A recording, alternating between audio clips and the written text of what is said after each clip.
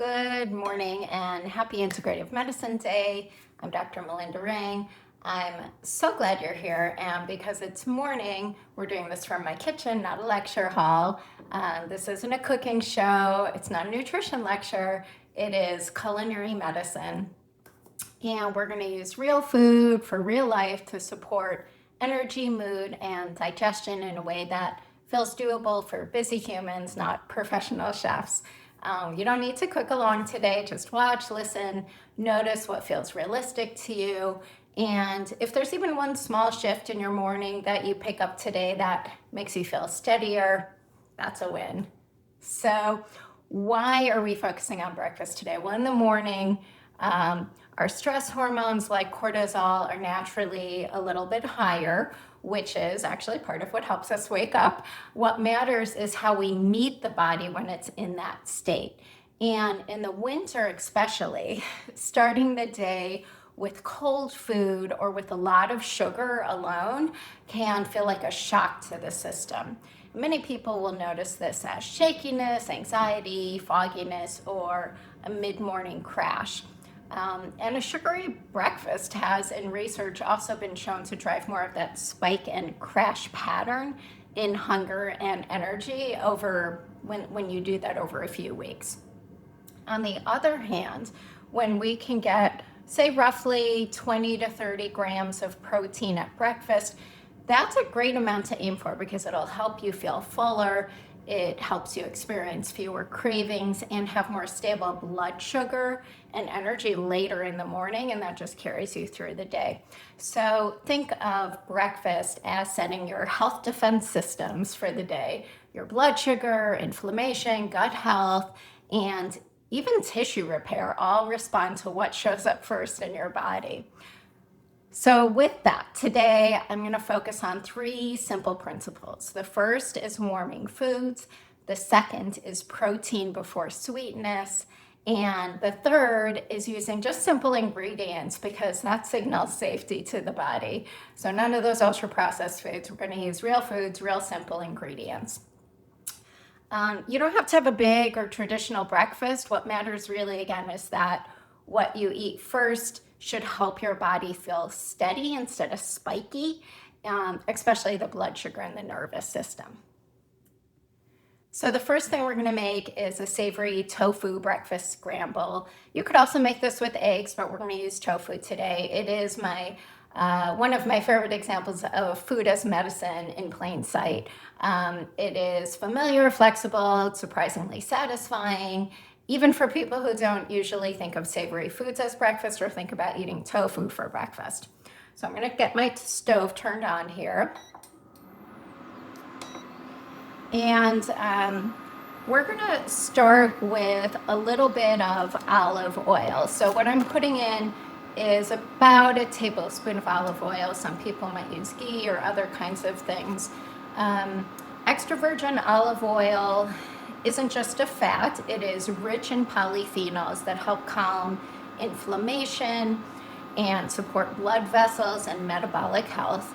And one of the big myths is that you can't cook with extra virgin olive oil because it has a low smoke point. In reality, what's been shown is that good quality extra virgin olive oil is actually one of the most stable and safe oils for everyday cooking, thanks to its high monounsaturated fat content and its abundant antioxidants, which protect the oil even when it's heated. So if you've heard don't cook with extra virgin olive oil, back that off. You can definitely include it in your everyday cooking, quick sauteing like this. Now I put in some garlic I love garlic, so I put in a couple of cloves of garlic here that were minced up already. This isn't just for flavor. Ginger is warming, it wakes up the digestion and circulation. Very helpful on cold mornings. It smells so good. So I did this just for about 30 to 60 seconds just to get that going. We don't want it toasty, we just want to get the aroma going. And now I'm going to add in about a small onion that was diced up. And we're sauteing this for a few minutes now just to bring out the natural sweetness, cooking them until they soften and start to brown. And so a few additional cooking or culinary medicine tips about these two ingredients that we've already started with.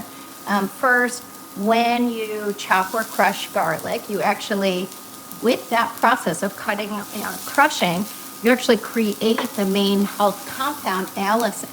But the reaction takes a little bit of time. So really what's a great thing to do is mince the garlic, cut the garlic, leave it on the cutting board for 5 or 10 minutes before cooking, and then it gives those enzymes time to work to actually create that allicin compound.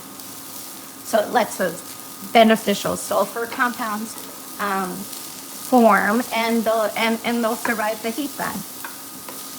Saute this a little, keep going, starting to soften up a bit. Now, another thing about garlic and onions is that they have prebiotic fibers that help feed the gut microbes. And of course, we know a happy gut microbiome is super important to health.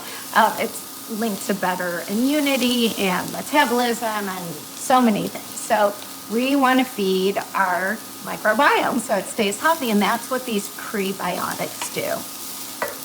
Now, you can add other hearty type vegetables at this point. Think about things like peppers or mushrooms, carrots, broccoli, things that take a little longer to cook. If we were to do that at this point, and if the pan were starting to get crowded, we could, take them out and then add them back in later. Today I'm just keeping it simple. I like to do one pan. It's more realistic for weekdays. Okay, so that's getting soft and smells delicious. So next what we're gonna do is the tofu. And this is from Tofu. There's soft tofu, silky tofu, extra firm. For this, firm is a good one to go with. You could also use extra firm. If you've cooked with tofu, sometimes you'll be told to press it for quite a long time, like put paper towels and a book or cutting board on top of it to really get the liquid out. You don't need to do it for this because we actually want some of that liquid. It helps absorb the flavor as it cooks, and any extra is going to evaporate. So with this tofu, when I opened the package, I just drained it and gave it a little squeeze over the sink, and that was really all it needed. I'm just scrumbling this with my hands. You can use a potato masher if you want to be a little more specific about how you're cleaning, crumbling up your tofu. Okay, so the tofu is our anchor for this. With a stir it in here. Again, protein at breakfast is one of the most reliable ways to prevent energy crashes later and to keep that appetite steady. And half of a cup of tofu can deliver about 18 to 15 grams of high quality protein with very little saturated fat. It is a great way to get a plant-based protein at breakfast. And I will say that I think soy and tofu have gotten an undeserved bad reputation in with some health influencers, others. Human studies have consistently shown that traditional soy foods, not the really processed soy isolates and fake plant foods, but that these traditional ones, edamame, soy milk, etc., are safe and even protective for things like the heart and the bones, protective for some cancers, particularly when they replace processed or red meats. People who have thyroid conditions are sometimes told to avoid soy. Don't need to do that. Just don't take your thyroid medicine close to when you're having soy products. Separate it out by a little bit. So really, honestly, unless you just hate tofu or if you have an allergy to tofu, it is a really healthy thing to include in your diet, even if you are an omnivore and like to eat meat. Okay, so next I'm gonna add in some frozen spinach. And I just I love using frozen spinach. It's very quick and easy. I thawed it just under some hot water quickly, squeezed it out to remove some of the extra fluid, and again, adding it in. I'm going to add quite a bit because I love spinach, and these greens are so healthy for you. Leafy greens are rich in compounds that support blood vessels, metabolism, immune system. You could use fresh spinach here, absolutely, fresh greens. You would add them a little later and let them wilt down. I'm just using frozen because I find it so easy to add in. Okay, really great for quick morning preps. Okay, so we have a really nice blender ready. So now what we're gonna do is add the flavor and health upgrade. We're gonna add a few things. So tahini, lemon juice, turmeric, salt, smoked paprika, black pepper, and some nutritional yeast. So this is a couple of tablespoons, 2 tablespoons about of tahini. Get this in here. And then I've already measured out. So I've got some nutritional yeast in here, about 3 tablespoons, about a half a teaspoon of turmeric, and about a 1/4 teaspoon of smoked paprika, and some salt and pepper. And I'm just gonna add that in. Now, besides giving it a yellow color that makes it look like scrambled eggs, we get tons of health benefits from these additions. So tahini adds a richness to it. It's got healthy fat. It's got minerals like calcium. So it just makes a plant-based meal feel, with that richness that it has, a little more luxurious than like a should food that you should eat.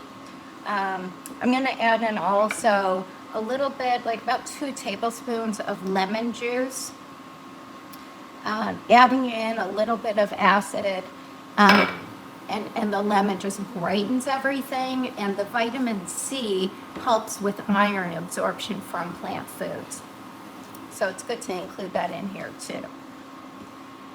What about nutritional yeast? Nutritional yeast has a savory, almost cheesy-like taste, and it has B vitamins that many people associate with energy.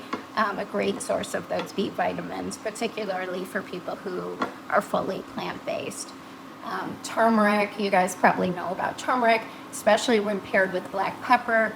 That supports the body's anti-inflammatory pathways over time with its healthy curcuminoids. And then the smoky paprika, it's just got more plant compounds that support our antioxidant defenses, so it adds flavor and more antioxidants. So when we don't want food just to be healthy, but we want it to taste good, and when it tastes good, people will eat it consistently, and that's where the health benefits really come in. This kind of savory, satisfying flavor that we have here will oftentimes reduce cravings for something sweet later in the morning. And so as we zoom out of this pan, we have a whole defense team. We've got healthy fats for the blood vessels, plant compounds for our DNA and inflammation, prebiotics for the microbiome, and protein for blood sugar and appetite. And it was very fast to put together. So now the extra liquid's evaporated. We want to have a slightly firmer texture for this, not too much liquid. That texture just helps us, again, feel satiated. And now to end, I'm just going to add in some cherry tomatoes cut up. And besides adding some brightness, these tomatoes, particularly when cooked, have concentrated lycopene, which is a carotenoid that's been linked in epidemiologic studies with better cardiovascular health and cancer defense. So great to add that in. It's good when we're cooking to think about adding these more fragile things like the tomatoes or fresh herbs towards the end, towards the end of the cooking, so that the colors stay bright and they retain their texture and their nutrients. So that's it. This is where you can make it yours. You taste it. You could add a little more salt. You could add a little more lemon to flavor it the way you want. Food doesn't need to be perfect. It needs to be enjoyable enough so that you will make it again. And so I'll just plate this up over here. And you can do this with anything. I'm putting it here with some avocado. We could have some whole wheat toast. You can make it into, wrap it into a burrito wrap. We could put it on a tostada and make it into a breakfast tostada. Adding in whole grains will give us fibers like beta-glucans that support the gut and heart health. And adding avocado gives us more of that healthy fat that helps with satiety. So this is a pretty easy, quick, and very healthy breakfast, or you can even have it for lunch or dinner. So that's the first dish we're going to make together.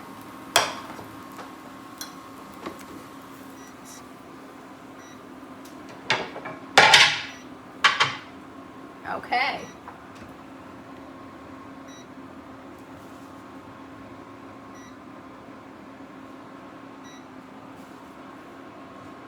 So now I want to make something for people who really enjoy sweetness in the morning, because we're not talking about deprivation here.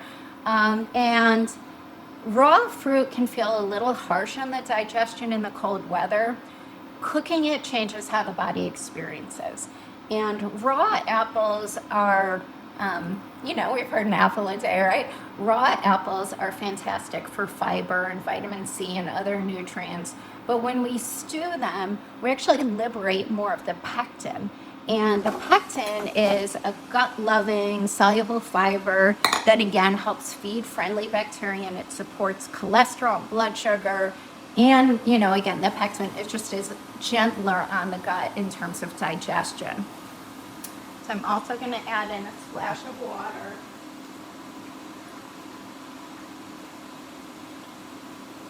A couple of tablespoons I'm going to add in here. And besides the apples in the water, I'm going to add some fresh minced ginger. This is about a tablespoonful. And about a teaspoon or two of Ceylon cinnamon.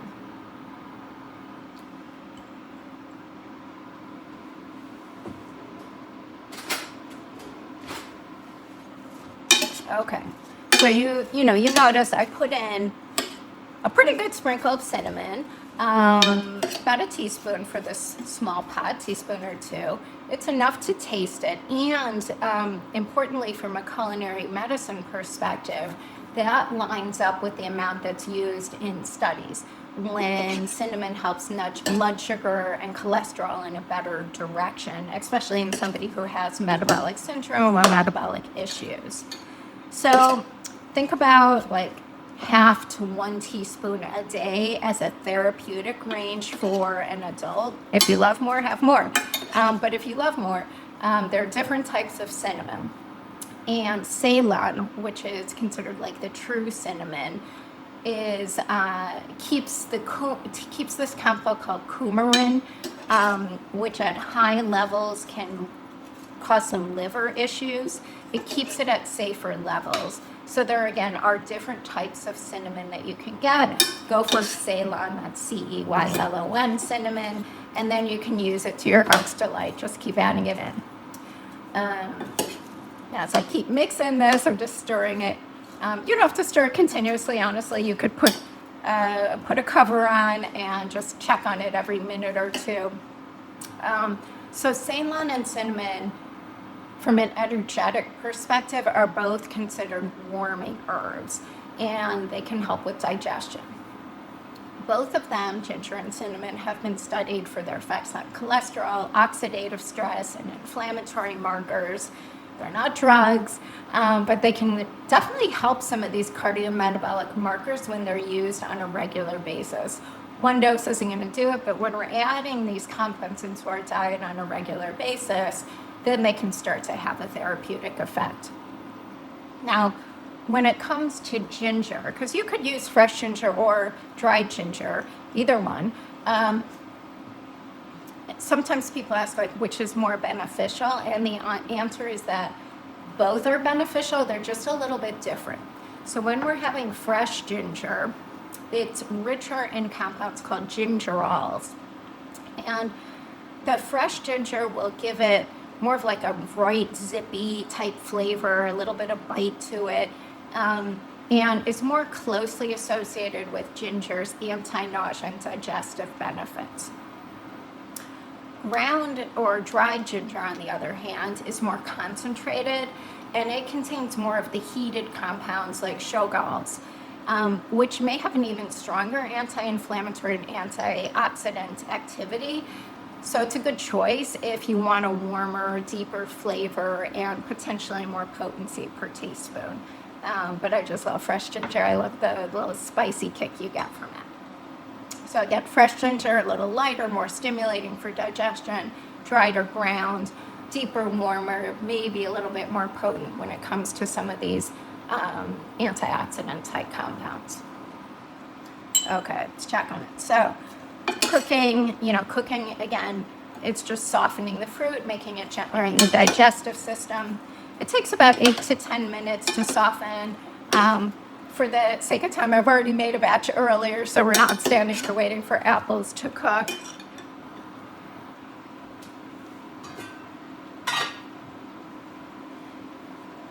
So you can see it's the one that's still cooking, still pretty bright, still pretty firm. The ones that I let stew for a little bit longer have a little bit more softness, compression to them. They're a little more concentrated down.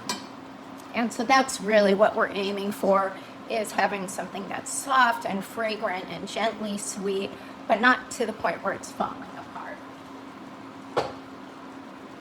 And pairing these kinds of stewed apples with a protein or healthy fat, again, you will get that sweetness without the dramatic spike and crash cycle in blood sugar. You can make a batch of this once or twice a week, keep it in your fridge, and then what can you do with it? You can scoop it onto some protein-rich yogurt that doesn't have added sugar, so you get the natural sugars. You could add it to cooked steel-cut oats, or we can put it right on the side here.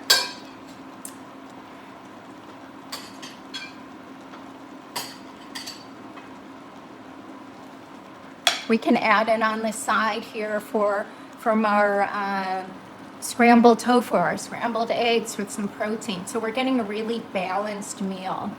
Now, if you do love oats, I love oats. If you're going to have them, I would say steel cut or less processed oats are a better option than those quick cooking oats. They've preserved more of those beta-glucan fibers that, again, support gut health, cholesterol, and other aspects of metabolic health. So if you're going to make it, try to go for the steel cut or the less processed forms. Okay. So now we're going to take this one off. And we're going to go to our last recipe. So for this recipe, we're going to have our drink to go with things. So this is sort of a calming, colorful ritual that you can do in the morning. What we drink in the morning can be just as powerful as what we eat. Warm liquids gently wake up the digestion, and they're oftentimes easier on the nervous system first thing than having something icy cold. So today, instead of coffee, which I do love, really good and rich in antioxidants, or traditional matcha, again, a super healthy tea form of a super healthy warm liquid to have, I'm going to make a blue matcha latte using butterfly pea flour. So first, You can use any milk. I'm going to use some almond milk here. I'm just going to get this warming up for us. And I'm going to add into it a little bit of maple syrup and vanilla extract.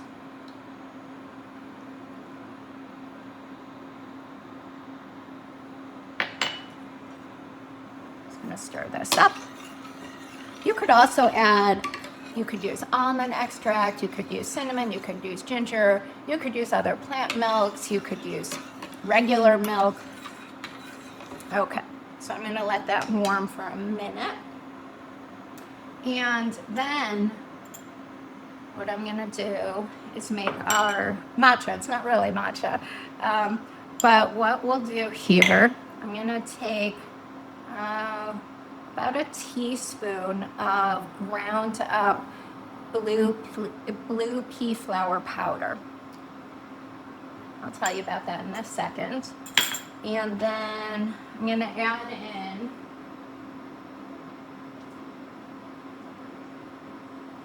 about 1 to 2 tablespoons of hot water. And now we're gonna whisk it. I'm using a traditional matcha whisk. We're gonna just whisk it until it gets smooth.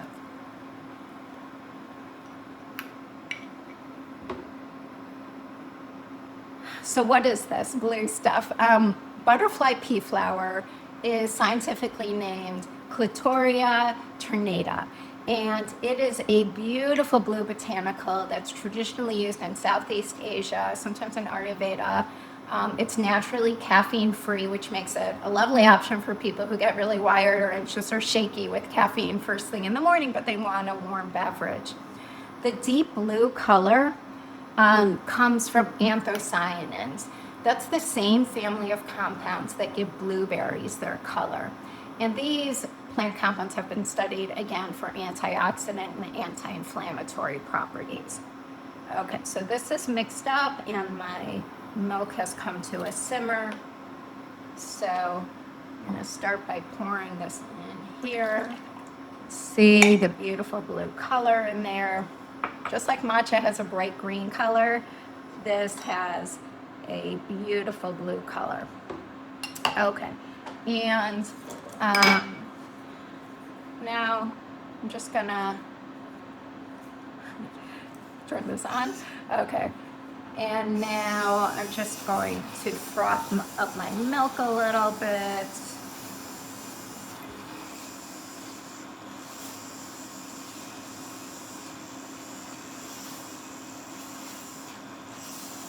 There we go.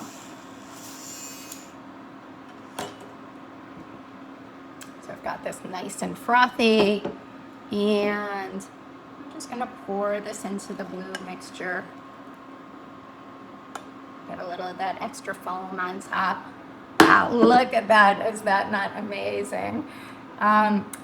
So again, when we're doing this, we've got a little fat and protein. It makes it grounding and satisfying instead of just having some flavored water. I love this as a morning drink. It feels special without being stimulating. The color really matters here. When something looks beautiful, we slow down, and that alone can shift how the nervous system starts the day. So these warm beverages can support a sense of rhythm in your system, and if you sip them a little slowly before checking your phone or email, they act as like a little ritual for your vagus nerve. They're warming, it's grounding, it tells your body, we're safe, we're not sprinting yet. So good. So this is one of my favorite examples of culinary medicine. Simple ingredient, amazing color, and a noticeable effect on how the morning feels. So I hope you enjoy this. Look at this beautiful rainbow we made today. Amazing.